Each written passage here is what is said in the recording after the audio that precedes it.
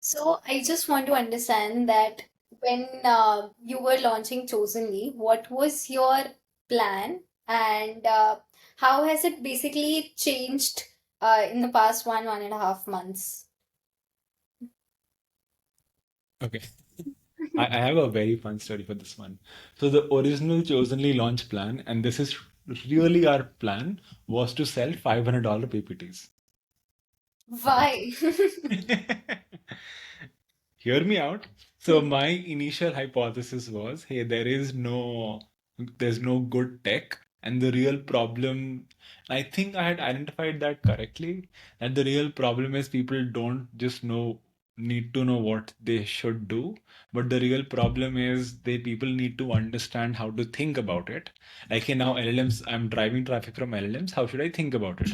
Now, a SaaS play would not give them the answer of how to think about it. Which I was right. Like, yeah, obviously, SaaS cannot help you figure out how to think about it. If you use a software, you won't like an outbound software. You don't learn outbound while using a software, right? So I'm like, okay, SaaS is probably not going to help solve the problem well. So the MVP should be a PPT where a lot of it will be beautifully designed. Like I had a friend at Deloitte that I spoke with to try and build this out and all. But anyway, so we're a very beautifully designed PPT with all the insights, how to think about it, research, like just like the shit, right? And then we'll also generate a lot of the insights and put it into the PPT, right? So every PPT is going to be customized. So instead of showing that on a dashboard, you were going to put it in a static PPT format. And then you were going to try and sell this PPT for $500. And if the demand was enough, my in original launch plan was we just go to test out whether we should do this or not. We are going to just go and do cold email blasts till we get customers. And if people start buying this $500 PPT, we know that there is a lot of demand for solving this problem, and then we'll actually build out the front end and actual software and everything. That was the original plan. Truly. How did it change? Did you all like realize that yes, there is demand, so you did not have to, sell these PPTs in order to, verify that, or you had some sort of insights or feedback? Yeah, so to me personally, like proof of demand is sales. So if unless I sell something, like yeah, like everything else is hypothesis, right? So I think everyone else in the Chosenly team also, I think, went along with it for a while just because they trust me to a certain extent. But yeah, it was probably not a great idea. Everyone I sort of cold pitched this to, because before I send out emails, I first cold pitched this to people to see what the reaction was, what messaging stuck before I wrote them an email and sent it to strangers again, right? So, and everyone was like, "Hey, I'm not paying you $500 for a PPT." Right? So, like, no one cared what was on the PPT. It was just because it was a PPT. No one was going to buy it. So, yeah, that was enough. Like, then I couldn't sell it cold. I decided, okay, let's not build it. So, we didn't even build the PPT. We didn't really build the insights, all of that stuff. That didn't work. Then we said, okay, you know what? I'm going to put all of this into a dashboard. Um, and then try to sell it. That was the MVP of Speargrow, and that sold. Right. So we were able to put a lot of the similar insights onto a dashboard. And then we supplemented all the research and all of that stuff into the sales process.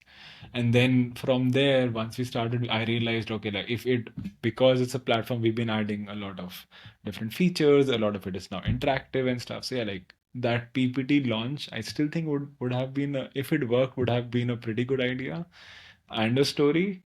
But yeah, I don't think it would have worked. And then the dashboard launch was a better idea.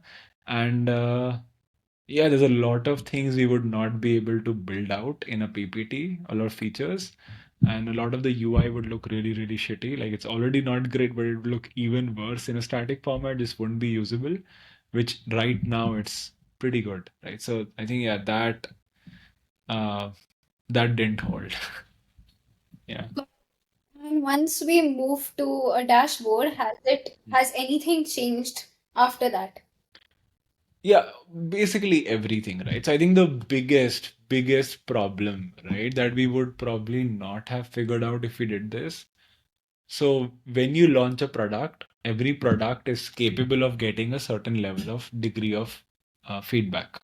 A PPT product would get a certain degree of feedback, and a dashboard product would get a different, get treated differently, get a different degree of feedback, right? Um, One feedback that I would have really, really hated missing if it were a PPT was that, hey, we when we first built it, we would run every query once on ChatGPT. So we would say, okay, this is something we want to know what ChatGPT says about this, and then we'll do a bunch of analysis on top of it, and then say that back to the user. And we would say it once, we would search it once.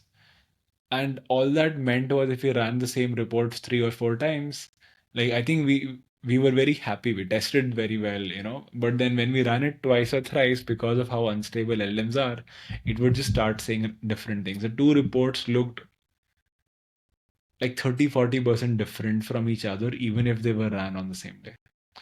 And now that was hard, right? Oh, okay. Now this does affect the credibility of the product. So then we had to do things like, hey, rerunning it multiple times and stuff. So yeah, like just like we would never have known that the product is not stable if it were a PPT. And that insight is like just knowing that insight is worth building an entire dashboard and doing this entire thing. Yeah. Got it. And once you, sent out the first report, Mhm. what was it like? Like, what were the insights? What was the feedback? And how have we, improvised the product or the report on basis of that? It's a lot of stuff, right? Everything that we've built has come from a lot of the feedback that we take from our clients during our sales calls. Like, what do they want? How are they implementing things? Where do they get stuck? I think from our clients, a lot of the feedback that we've gotten is not in the product itself, right? For example, we're getting very little things. Like, I'll give you one specific example, right? So, in our simple search feature, there are some citations that we show. In that site, everyone, us and our company shows that citation. It's very easy to say, okay, like what was your rank in the citation, but it's or like in the answer that's generated by using the citation. But then if you had to say, okay, in the web page itself, so there's an chat GPT uses some pages and generates an answer. Analyzing the answer is easy because in the API hit, I've said I have the answer. That is in my system, that is data I have. But now if you ask me that, hey, these are the pages referenced, was I in this page or not? So it's a very obvious question that everyone would want to know. But to answer that question, I need to collect net new data. I need to send my system to scrape that entire page, store it on our systems, analyze that, and then maybe categorize and do all of that stuff. That, from a pure cost perspective, the two things which are expensive in building SaaS is scraping stuff and AI, and it takes both of them. So this is just going to double basically our costs. Um, but yeah, like things like that, we just still felt it was still worth it. We're still building these things. So that's going to show up in our products very soon. So a lot of these insights will show up, which again was from feedback on how people are actually using it and how little filters will make a big enough difference with our users versus yeah we wouldn't have ever it is otherwise I would have written off it's just a filter.